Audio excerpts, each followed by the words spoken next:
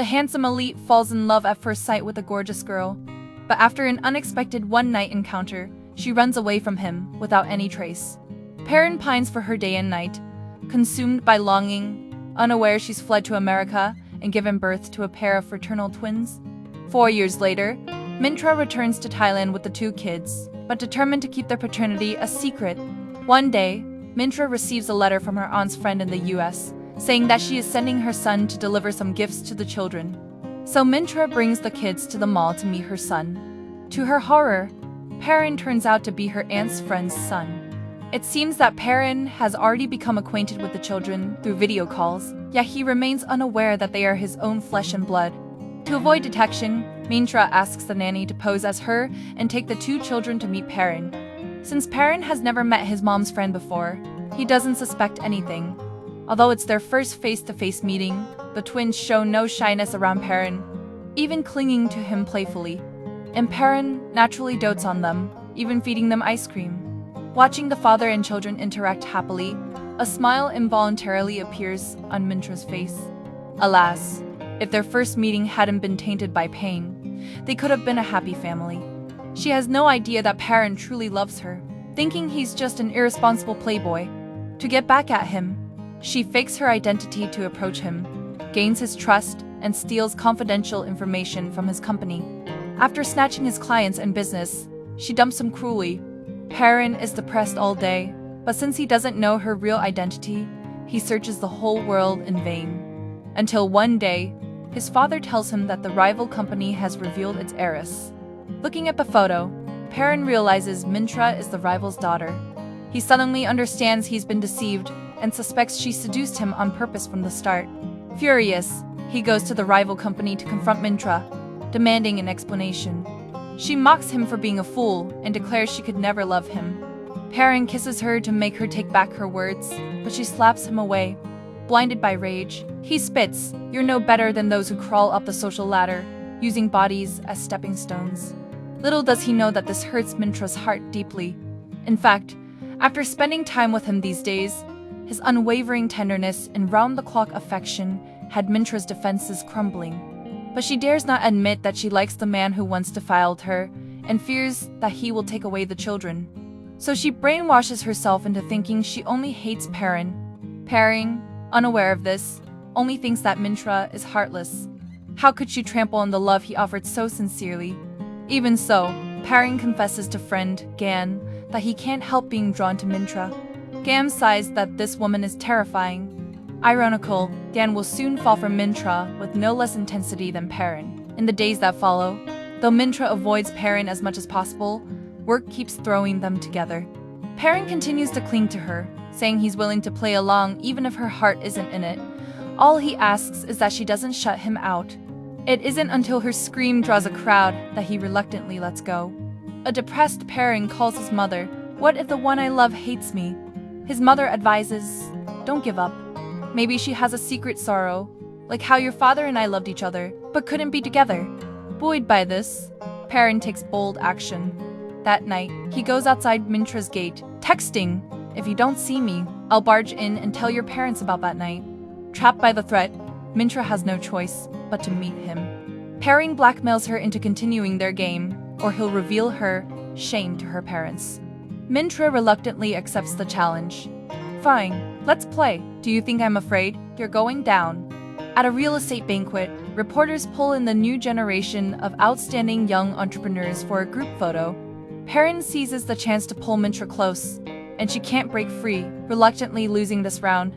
Parin presses his advantage, dragging her to a remote parking lot corner for a showdown.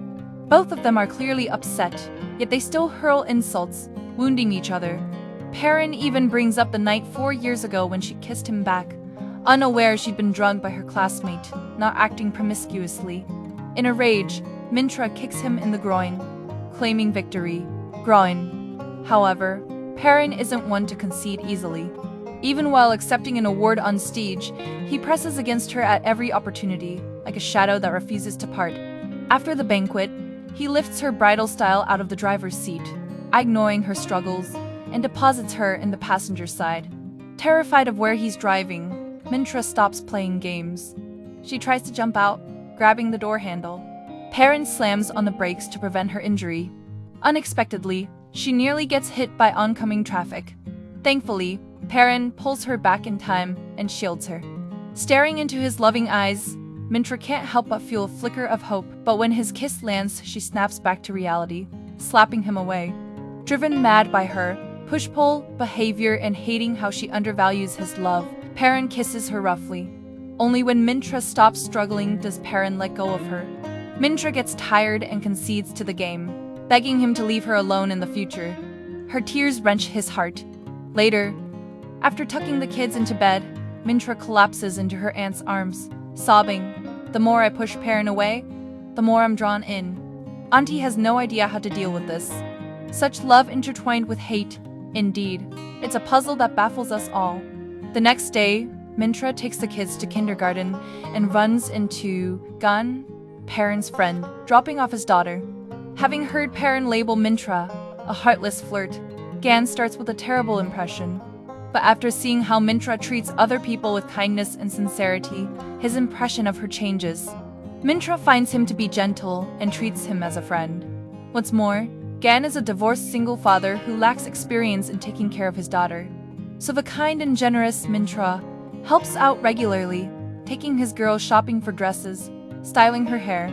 Gradually, Gan falls in love with Mintra and wants to protect her. When Parin vents again about being hurt by Mintra, Gan no longer takes his friend's side, but blames Parin for everything.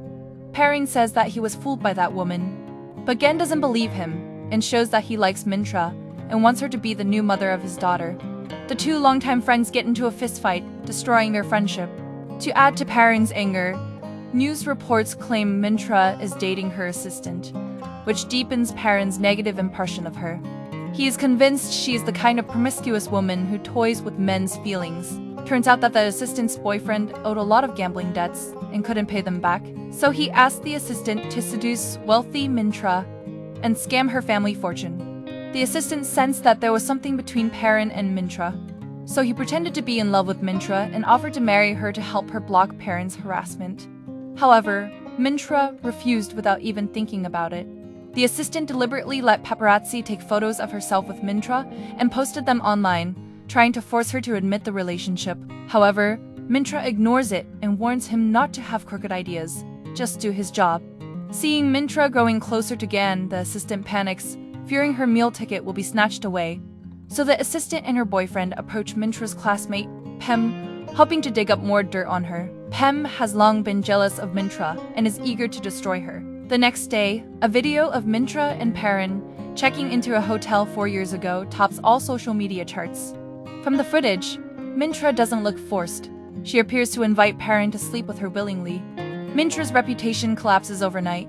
Her company's stock plummets and her father suffers a heart attack from the stress, landing in the hospital.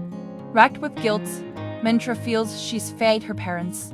She was the victim, but now she's treated like a pariah, hounded and insulted by everyone. Taking advantage of the situation, the assistant goes to Mintra's father's hospital bed to curry favor, claiming he loves Mintra and is willing to marry her to quell the scandal.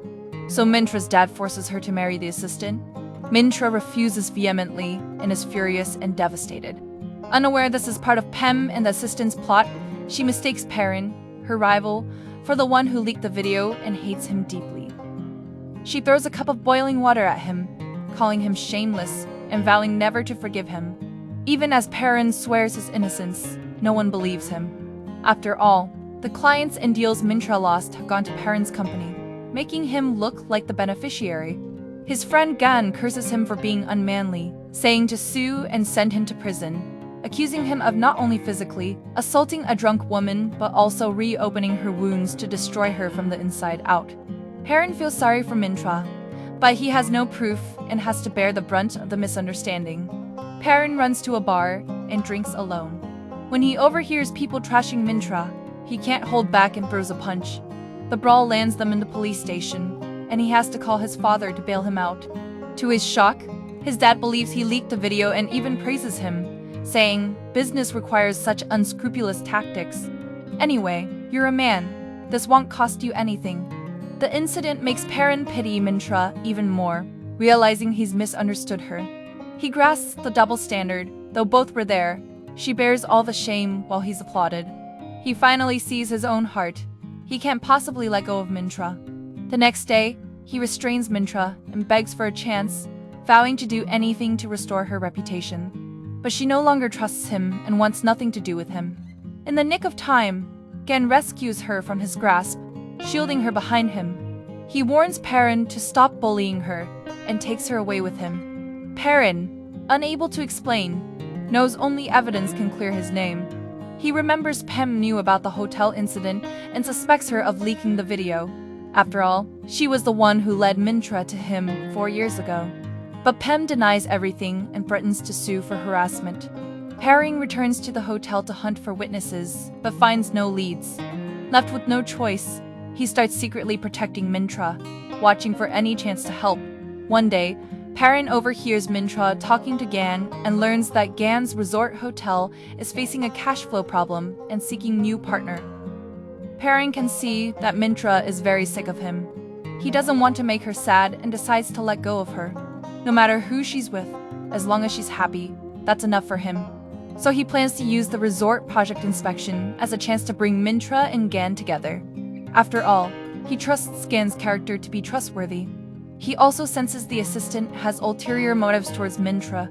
From then on, whenever the assistant tries to flatter Mintra, Parin intentionally says harsh words to drive her away, then sends his secretary to intercept the assistant.